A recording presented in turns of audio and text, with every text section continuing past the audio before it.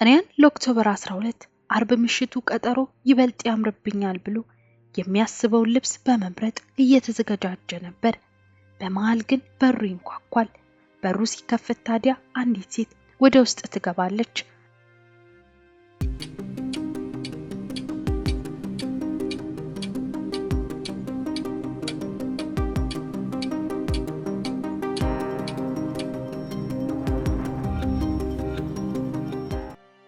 ሼይና ሁበርስ እና ሪያን ፖስተን ትውውቃቸው በ2011 ዓ.ም የጀመረ ነበር። በፌስቡክ ጓደኝነት የተጀመረ የሁለቱ ግንኙነት ታዲያ በአካልም ቀጥሎ ግንኙነታቸው በይበልጥ ቀጠለ። ሪያን ፖስተን በ1983 ዓ.ም የተወለደ ሲሆን ለቤተሰቡ የመጀመሪያ ልጅ ሆኖ ከሱ በታች የሚገኙትን እህትና ወንድሙን ጨምሮ እርስ በርሳቸው ከወላጆቻቸውም ጋር ከፍተኛ ቅርርብ ያላቸው ቤተሰቦች ናቸው። ሕግ ማጥናትና ጠበቃ የመሆን ፍላጎት ስለነበረው የኮሌጅ ትምህርቱን እንዳጠናቀቀ የሕግ ትምህርቱን መከታተል ጀመረ። ሪያን ትምህርቱን ከጨረሰ በኋላ ሲመኘው የነበረውን የሕግ ባለሙያነቱን በይፋ ጀመረ። ሪያን በዚህ የሥራ ሙያው ረጅም ጊዜ ባያስቆጥርም በስራ ባልደረቦቹና በስራው አማካኝነት በሚያገኛቸው ሰዎች ተወዳጅ የሆነ የሕግ ሰው ሆኖ ጉዞውን ጀመረ። በዚህ ወቅት ነው ታዲያ ሼይና ሁበርስን በፌስቡክ ተዋውቋት ማውራትና ከዛም አልፎ በአካል መገናኘት የጀመሩት። ሼይና ሁበርስ ኤፕሪል 8 1991 ዓ.ም በአሜሪካ ሌክሲንግተን ነበር የተወለደችው። ሼይና ለቤተሰቧ ብቸኛ ልጅ ስትሆን ከላይም ከታችም እህት ወንድም የሌላት አንድ ልጃቸውን እንደ አይናቸው ብሌን የሚሳሱላት ወላጆች አሏት። ወላጆቿ ሼይናን በትምህርቷም ሆነ በአጠቃላይ የህይወቷ ጉዞ ውስጥ እገዛቸውን ሳያለሳልሱ ያሳድጓት ነበር። በትምህርት ቤት አስተማሪዎቿ እንዲሁም በአጠቃላይ በትምህርት ቤቱ ማህበረሰብ የተመሰከረላት ጎበዝ ተማሪ ነች። ዲግሪዋን በሳይኮሎጂ ዘርፍ ካገኘች በኋላ ማስተርሷንም ለመጀመር መሰናዳት ጀመረች። በዩኒቨርሲቲ ውስጥ ያስተማራት ፕሮፌሰር ስለ ሼይና ብሩህ አእምሮ ባለቤት መሆን በኩራት ይመሰክርላት ነበር። ነገር ግን አንድ በክፍል ጓደኞቿ ዘንድ የማይወደድላት ባህሪ ነበራት። እሱም ፉክክር የምትወድና ሰዎችንም በእሷ መንገድ ለመቆጣጠር የምትፈልግ አይነት ተማሪ መሆኗን ነበር። ሼይና ከእሷ በ8 ዓመት ዕድሜ የሚበልጠውን ሪያንን በ2011 ዓ.ም ከተዋወቀች በኋላ አንዳች በሱ ላይ ከፍተኛ የሆነ የፍቅር ስሜት አድሮባታል። ትውውቃቸው በጀማመረበት ወቅት ሁለቱም ጋር በነበረው መልካም የሚባል ስሜት በአካል መገናኘት ጀምረው ወደ ፍቅር ገቡ። የግንኙነት ግን አንድ ችግር ነበረበት።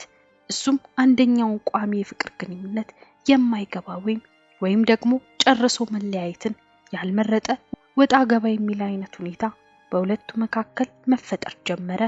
ሪያን ከሼይና ጋር በተፈጠረው ግንኙነት ፍላጎት እያጣ የመጣ ይመስላል። ሼይና በአንጻሩ ከሪያን ጋር ብልጭ ድርግም በሚለው ግንኙነታቸው ውስጥ መቀጠሉን ትፈልጋለች። 18 ወራት ባስቆጠረው ያልተረጋጋ ግንኙነታቸው ውስጥ ከ5000 በላይ የመልእክት ልውውጥ አድርገው ነበር። በዚህ ከተላላኩት የመልእክት ልውውጥ መካከል እባክህ አትተወኝ ሪያን፣ ቆንጆ አይደለም ወይ በማለት የጥያቄና የልመና የሚመስል ጽሑፍ ትጽፍለት ነበር። ሪያን ለዚህ መልእክቷ አጭር ምላሽ ሲሰጥ ከኔ ተሻለ ይገባሻል የሚል ነበር። በሺዎች በሚቆጠሩ በሁለቱ መካከል የተደረገውን የመልእክት ልውውጥ ዋቢ ሲደረግ ሼይና በሪያን ላይ ፍጹም ተስፋ መቁረጥ የፈለገች አትመስልም። ሪያን በተለያየ ጊዜ ለቅርብ ጓደኞቹ እንደተናገረው የሼይናን አብዝቶ ተቆጣጣሪ መሆንን እንደማይወደው ገልጾላቸው ነበር። ሼይና ከዚህም አልፎ የሪያንን ትኩረትና ፍላጎት ለማግኘት ብዙ ርቀት ትሄዳለች። ወደ አፓርትመንቱ በመሄድ ልብሶቿን አውላልቃ ራቁቷን በመሆን ሪያንን ትጠባበቃለች። ይህም ሪያንን በገላዋ እያማለለች ከሷ እንዳይርቅ የምትሄድበት መንገድ ነበር። እሱ ግን እየቀዘቀዘ የመጣው በእሷ ላይ ያለው ፍላጎት ወደ መዳፈኑ እየሄደ ነበር። በዚህም የዚህን ግንኙነት ማብቃት ለመጨረሻ ጊዜ የሚዘጋበት ጊዜ ላይ ደረሰ። እልና ፍቅር የተቀላቀለበት የሼይና ስሜት ግን ይህንን ለመቀበል ዝግጁ አልነበረም። ሪያን ከጊዜያት በኋላ ሼይናን ተስፋ የሚያስቆርጥ ነገር አደረገ። ይህም ከአንዲት ወጣት ጋር መተዋወቁ ነበር። አዲስ የተዋወቃት ሴት ኦድሪ ቦልትን እጅግ ውብ የምትባል ወጣት ስትሆን በዛው ዓመት በተዘጋጀ የቁንጅና ውድድር ሚስ ኦሃዮ ዩኤስኤ በመባል የተሰየመች ሴት ነበረች። ሪያን ከዚህ ሴት ጋር በጅማሮ ውስጥ የነበረውን ግንኙነት ማወቅ ለሼና አቅም የሚያስት አጋጣሚ ነበር። ሪያን እና አውድሪ ግን በአጭር ጊዜ ትውውቅ የመልእክትና የስልክ ድምጽ ልውውጥ ካደረጉ በኋላ በአካል ለመገናኘት የራት ቀጠሮ ይይዛሉ። ይህ ቀን ታዲያ ኦክቶበር 12 2012 ዓመተ ምህረት ሲሆን ሪያን ለመጀመሪያ ጊዜ የራት ግብዣ የሚያደርግላት ቀን ነበር። እሷንም እስኪያገኛት ድረስ በእጅጉ እንደጓጓ ለጓደኞቹ ይገልጽላቸው ነበር። ኦክቶበር 12 2012 ቀኑ ደረሰ።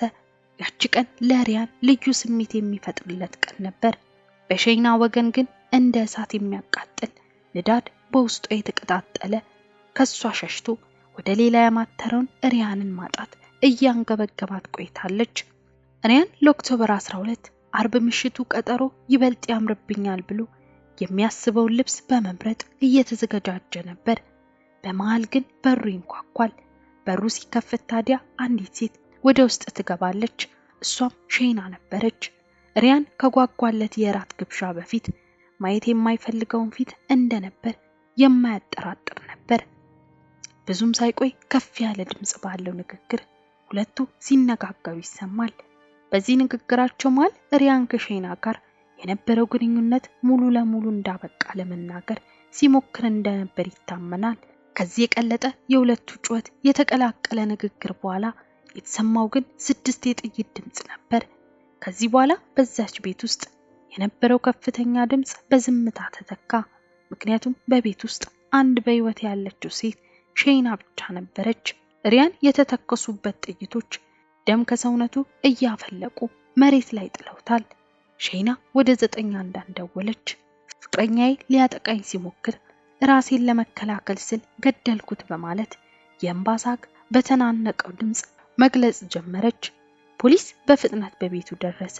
በዛው አፓርትመንት ውስጥ ሪያን በጥይት ተመቶ ወድቋል።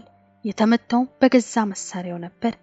በሼና አገላለጽ ቀድሞ ሊተኩስባት ሲዘጋጅ እንደምንም ቀድማው ህይወቷን አትርፋ እሱን እንደገደለችው ገለጸች።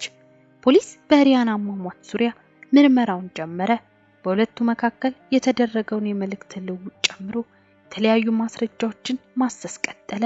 ሼና ምርመራ በሚደረግባት ሰዓት መረጋጋት አልቻለችም ነበር። አልፎ አልፎ ትስቃለች። ፖሊስ የ911 ጥሪ ከሷ በኩል ሲደርሰው አካላዊ ጥቃት እያደረሰባት ባለው ፍቅረኛዋ ላይ ራሷን ለመከላከል እንደተኮሰች ተናግራ ነበር። በጊዜው ግን ምንም አይነት አካላዊ ጥቃት እንደደረሰባት የሚያሳይ አንዳች ምልክት አይታይባትም ነበር። በመቀጠልም 6 ጊዜ ያክል መተኮሱ ነገሩ የታቀደበት እንጂ ድንገተኛ ነበር የሚል ስሜት አይሰጥም። ይህንንና ሌሎች የተለያዩ ማስረጃዎችን በማሰባሰብ ሼና ሪያንን በመግደል ጥፋተኛ ሆና ተገኘች። በዚህም የእድሜ ልክ እስራት ቅጣት ተፈረደባት።